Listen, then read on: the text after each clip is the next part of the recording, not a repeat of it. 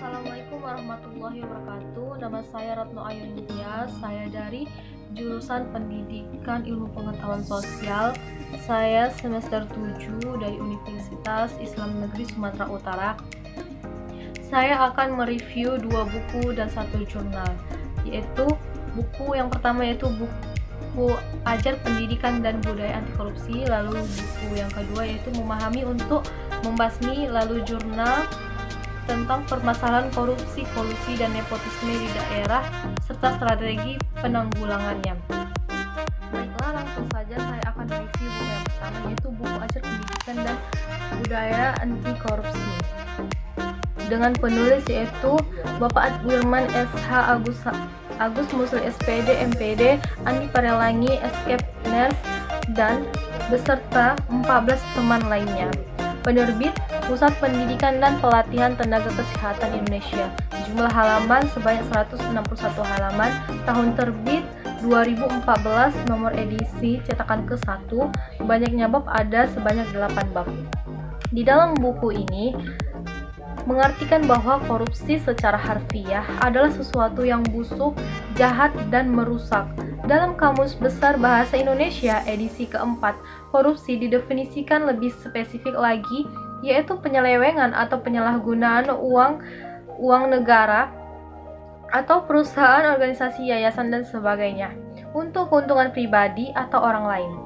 Korupsi diturunkan dari kata korup yang bermakna buruk, busuk, dan rusak, suka memakai barang atau uang orang lain yang dipercayakan kepadanya, lalu dapat disogok memakai kekuasaannya untuk kepentingan pribadi. Selain itu, ada kata koruptif yang bermakna bersifat korupsi dan pelakunya disebut sebagai koruptor. Menurut Black Law Dictionary, korupsi adalah perbuatan yang dilakukan dengan maksud untuk memberikan suatu keuntungan yang tidak resmi kepada pihak-pihak lain. Di Indonesia, korupsi telah dianggap sebagai kejahatan luar biasa, begitu pula di belahan dunia lain. Pada kebanyakan kasus korupsi yang dipublikasikan pada media, kerap kali perbuatan korupsi tidak terlepas dari kekuasaan, birokrasi, ataupun pemerintahan.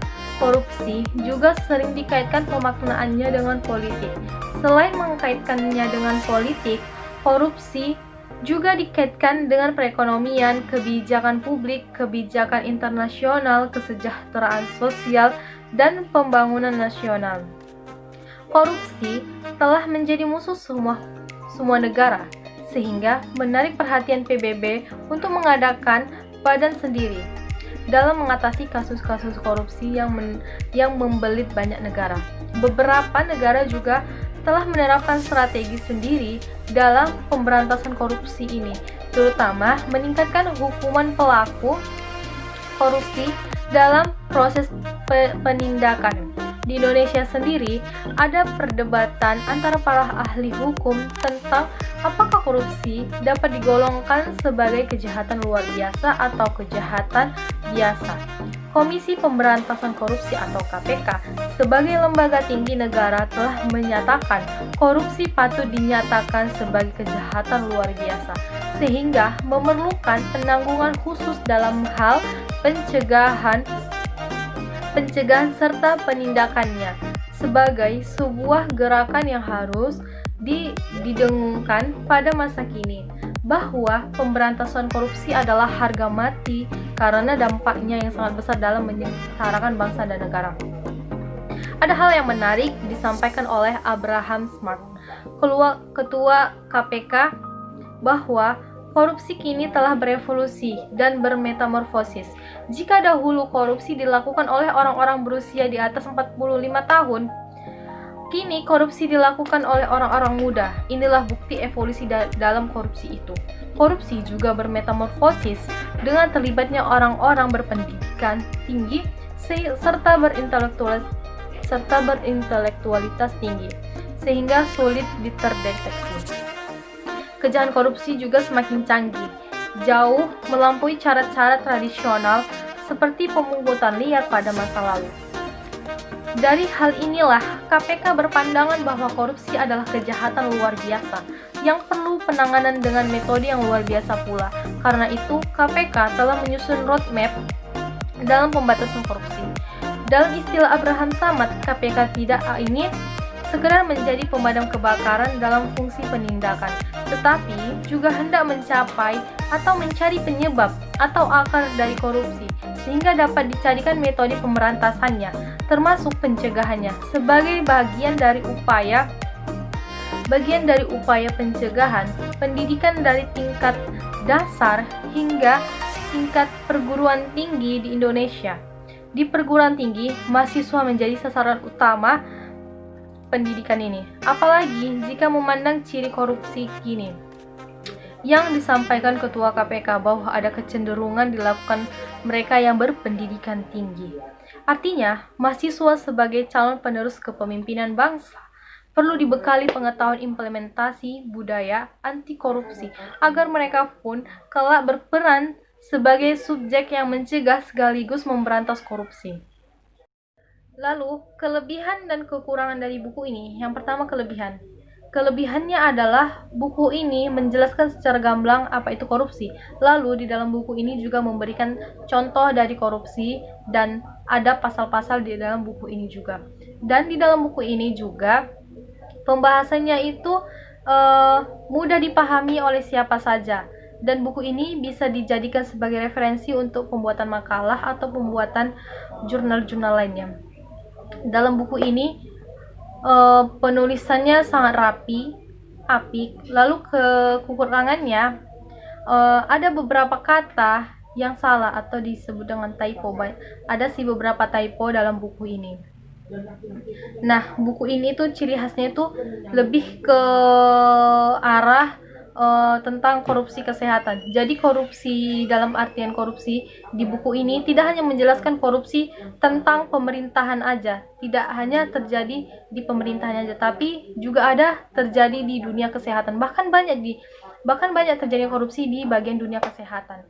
Maka buku ini sangat bagus dan rekomendasi. Cuman memang buku ini terbitan tahun 2014. Mungkin kalau dalam pencarian ilmiah mungkin buku ini sudah expired, tapi buku ini tetap bagus dan bisa digunakan. Baiklah, selanjutnya saya akan mereview buku yang kedua yang berjudul Memahami untuk Membasmi. Penulisnya yaitu Komisi Pemberantas Korupsi dengan jumlah halaman 132 halaman tahun 2006. Di dalam buku ini hanya memaparkan tentang contoh menganalisis suatu kejadian berdasarkan unsur-unsur tindak pidana korupsi. Nah, baiklah, saya akan memaparkan isi dari buku ini. Yang pertama yaitu analisis kasus pertama. Kasus pertama tersebut dianalisis dengan memecah ke dalam unsur tindak pidana korupsi pasal 2 UU nomor 31 tahun 1999 JO UU nomor 20 tahun 2001 sebagai berikut. Yaitu yang pertama, setiap orang, yang kedua, memperkaya diri sendiri, orang lain, atau suatu korporasi. Yang ketiga, dengan cara melawan hukum. Yang keempat, dapat merugikan keuangan negara atau perekonomian negara. Unsur tindak pidana 1, setiap orang, yaitu fakta perbuatan yang dilakukan dan kejadian ditemukan. Contohnya seperti si B adalah seorang dirut BUMN. Lalu alat bukti yang mendukung yaitu seperti keterangan dari terdakwa B, KTP A dan B, lalu SK pengangkatan B sebagai dirut BUMN. Lalu unsur tindak pidana yang kedua yaitu memperkaya diri sendiri, orang lain atau suatu korporasi, di mana fakta perbuatan yang dilakukan dan kejadian yang ditemukan pada tanggal 10 Januari 2005, si B mendapatkan transfer uang sebesar 15 miliar dari si F. Lalu, si F telah mendapat kekayaan berupa aset tanah seluas 50 hektar dengan harga di bawah job atau barang pasar. Lalu, alat bukti yang mendukung yaitu seperti keterangan dari terdakwa B, lalu keterangan dari saksi F, lalu keterangan dari petugas bank, dan kemudian print out rekening bank. Unsur tindak pidana ketiga yaitu dengan cara melawan hukum. Fakta perbuatan yang dilakukan dan kejadian yang ditemukan yaitu seperti si B telah menjual tanah negara aset perusahaan BUMN yang dipimpinnya kepada si F seluas 50 hektar. Sebelum menjual, B mengadakan beberapa kali pertemuan dengan si F untuk melakukan negosiasi harga dan tata cara pembayaran. Setelah tercapai kesepakatan, si B mengupayakan penurunan harga atas tanah sehingga sesuai dengan kesepakatan dengan F. B meminta F agar mencari dua perusahaan lain untuk melengkapi persyaratan administrasi penjualan secara lelang. Lalu si B menunjukkan panitia penaksir harga dan panitia penjualan untuk memenuhi formalitas administrasi proses penjualan secara lelang serta telah menetapkan harga tanah dan pembelinya serta sistem pembayaran secara bertahap. Padahal menurut SK Menkyu, penjualan harus dengan prosedur lelang. Harus dengan prosedur lelang terbuka untuk umum dan pembayarannya juga harus dengan tunai. Pada tanggal 10 Januari 2005, aset tanah tersebut dijual dengan harga 100 miliar. Padahal menurut SK Menek BUMN, penjualan tanah aset BUMN adalah sesuai dengan job tertinggi tahun berjalan atau harga pasar sehingga seharusnya aset tersebut dijual dengan harga 150 miliar. Lalu, alat bukti yang mendukungnya itu seperti keterangan dari saksi F, keterangan dari panitia penaksir harga, keterangan dari panitia penjualan, keterangan dari kantor PBB, keterangan dari perusahaan apresial, lalu keterangan dari komisaris perusahaan, keterangan dari para direksi, keterangan dari notaris, surat seperti dokumen yang berhubungan dengan penjualan tanah, SK Panitia, SK Menteri Keuangan, SK Meng BUMN, lalu akta jual beli, sertifikat tanah, kwitansi penjualan, printout rekening koran perusahaan BUMN, lalu keterangan dari petugas bank, lalu yang terakhir adalah printout rekening bank. Unsur tindak pidana 4 dapat merugikan keuangan negara atau perekonomian negara, yaitu seperti fakta perbuatan yang dilakukan dan kejadian ditemukan. Dari ini, negara dirugikan sebesar 50 miliar. Alat bukti yang mendukung untuk menangkap si B yaitu dengan cara keterangan dari ahli dari BPKB atau surat berupa laporan hasil perhitungan kerugian keuangan negara. Kesimpulannya, keempat unsur tindak pidana korupsi pada pasal 2 UU nomor 31 tahun 1999, JO UU nomor 20 tahun 2001 terpenuhi. Keseluruhan rangkaian perbuatan yang telah dilakukan oleh B adalah sebuah tindak pidana korupsi berdasarkan pasal 2 UU nomor 31 tahun 1999, JO UU nomor 20 tahun 2001 sehingga B dituntut untuk dipenjara. Jadi kelebihan dan kekurangan dari buku ini yaitu kelebihannya itu dia memaparkan secara gamblang mengenai pasal-pasal dari contoh kasus yang telah dipaparkan dalam buku ini. Lalu kelemahannya yaitu penulisan dalam buku ini. Penulisannya tidak rapi dan sulit untuk dibaca. Lalu penulisannya ini sangat berbelit-belit dan susah dipahami oleh orang awam. Baiklah, selanjutnya saya akan mereview jurnal, yaitu review saya yang ketiga dengan judul jurnal Permasalahan Korupsi, Kolusi, dan Nepotisme di Daerah serta Strategi Penanggulangannya dengan penulis Ismansyah dan Purwantoro Agung Sulistyo. Volume jurnal yaitu 9 nomor 1 tahun 2020.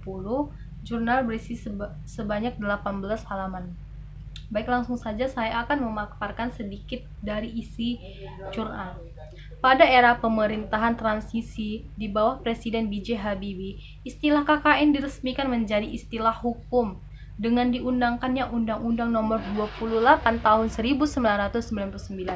Tanggal 19 Mei 1999, penyelenggara negara yang bersih dan bebas dari korupsi, kolusi, dan nepotisme di dalam bab 1 Ketentuan Umum Pasal 1 undang-undang tersebut, pengertian dari masing-masing istilah dimaksud dapat diketahui sebagai berikut. yaitu yang pertama satu, korupsi. Korupsi adalah tindak pidana sebagaimana dimaksud dalam ketentuan peraturan perundang-undangan yang mengatur tentang tindak pidana korupsi. Lalu yang kedua, kolusi adalah pemufakatan atau kerjasama secara melawan hukum antar penyelenggara negara atau antara penyelenggara negara dan pihak lain yang merugikan orang lain, masyarakat, dan negara. Lalu yang ketiga ada nepotisme. Nepotisme adalah setiap perbuatan penyelenggara negara secara melawan hukum yang menguntungkan kepentingan keluarganya dan atau kroninya di atas kepentingan masyarakat, bangsa, dan negara. Lalu, strategi yang dipaparkan dalam jurnal ini yaitu strategi penanggulangan korupsi, kolusi, dan nepotisme, yaitu proses penegakan hukum oleh aparat penegak hukum, polisi, jaksa, dan hakim, khususnya berkenaan dengan perkara korupsi di daerah-daerah dapat dikatakan telah mengalami kemajuan yang cukup pesat dibandingkan dengan tahun-tahun sebelumnya. Namun, pengungkapan kasus korupsi, kolusi, dan nepotisme ini seringkali tidak mengimbangi dengan penanganan yang serius, sehingga dalam proses peradilannya, penanggungan dan penanganan kasus-kasus tersebut seringkali tidak memenuhi rasa keadilan masyarakat. Sesungguhnya, tidak dapat dilepaskan dari dua hal, yaitu yang pertama, besarnya intervensi politik dan kekuasaan, yang kedua relatif lemahnya moral dan integritas aparat penegak hukum.